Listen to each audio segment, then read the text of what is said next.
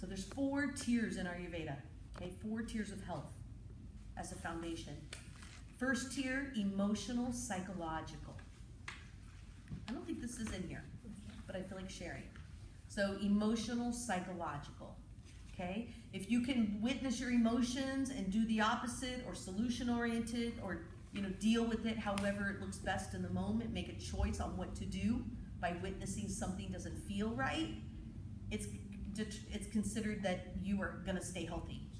Your machine's gonna stay oiled and juicy and got enough fire, and everything works well if we're emotionally. Now, that's a tall order because we have karma, we have parents we pick to work out details, we have life we lived, things that have occurred, patterns that we just live with. And so they believe that all emotional patterns become eating choices. So food is medicine is actually the second tier of Ayurveda. And that means that food is the primary medicine, very much including spices, where you get all your blood building, your minerals, your vitamins. That's why there's so many colors and smells and aromatics. They're just full of medicine.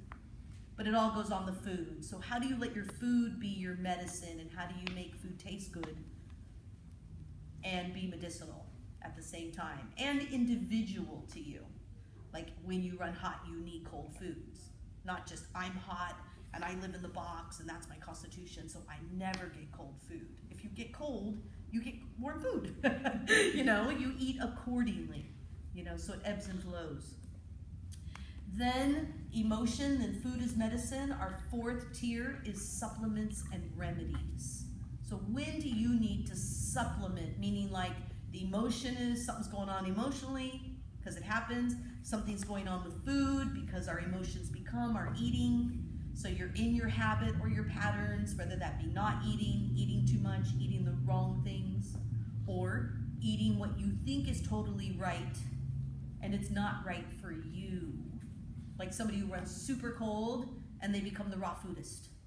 Raw food is super healthy for people who are wet and congested and hot, but it mimics cold, so you're just gonna get more cold. So, really being able to look at that. But when all of those things don't quite work, what they call quantity and quality of food, then we end up needing to remedy.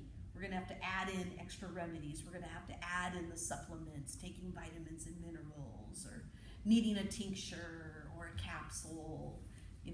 All of these things are considered. And that doesn't mean it's bad either. You don't wanna look at supplementing as bad.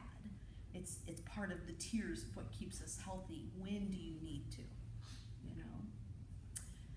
Then, when do you need somebody outside of yourself? When do you need advice? So the first 3 tiers of Ayurveda are self-care related.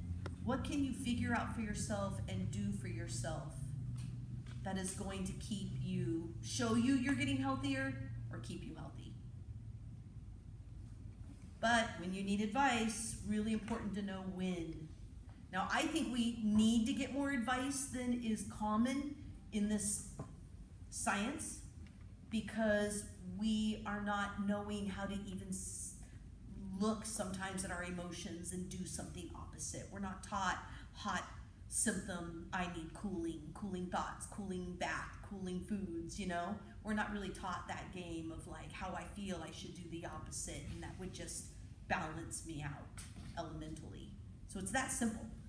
You don't want to get too caught up in Ayurveda where we start getting into like Vata and Pitta and Kapha and Samprapti and which are stages of disease, and the Rasas and Tejas and Ojas and like all these things that if you look up Ayurveda, you're going to see a lot of Sanskrit.